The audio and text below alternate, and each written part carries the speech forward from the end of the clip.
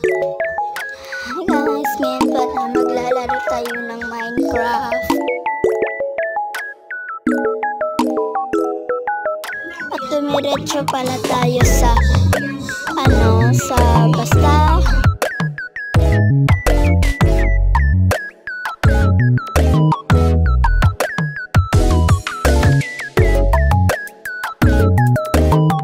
Pangalan pala natin sa world natin ay Marie.